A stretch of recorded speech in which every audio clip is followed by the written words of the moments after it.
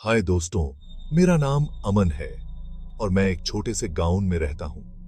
एक बार रात के वक्त आधी रात से भी ज्यादा हो चुकी थी।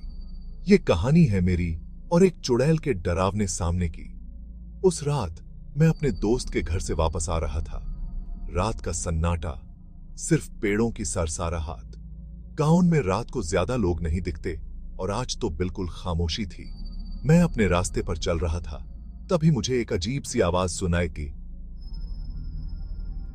दी।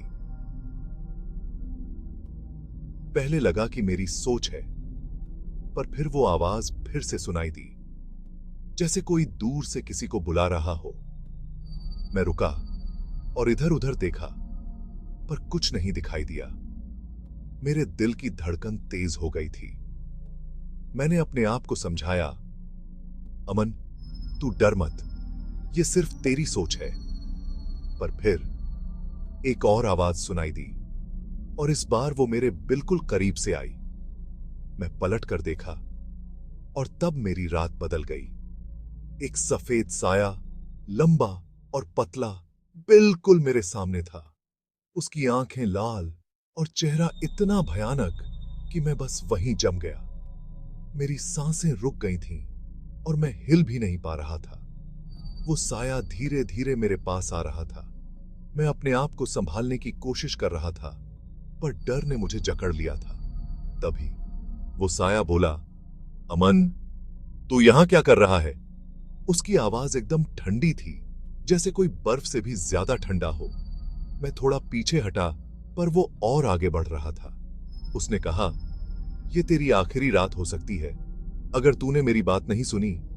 मैं बिल्कुल हताश हो गया था, समझ नहीं आया क्या करूं। तभी मुझे अपनी दादी के दिए हुए तावीज याद आए। मैंने अपनी जेब से वो तावीज निकाला और उस चुड़ैल के सामने लहराया। एक जोर से चीख और वो साया गायब हो गया। मैं वहीं जमीन पर गिर गया, सांस लेने की कोशिश करते हुए। वो रात मेरी जिंदगी की सबसे भयानक रात थी और तब से मैं कभी भी रात को अकेला बाहर नहीं निकलता।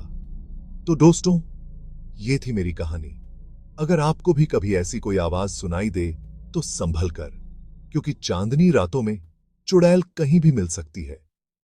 अगर आपको ये वीडियो पसंद आई हो तो लाइक और सब्सक्राइब जरूर करें और याद रखें, रात की खामोशी में हर आवाज पर विश्वास मत कीजिए। शुक्रिया।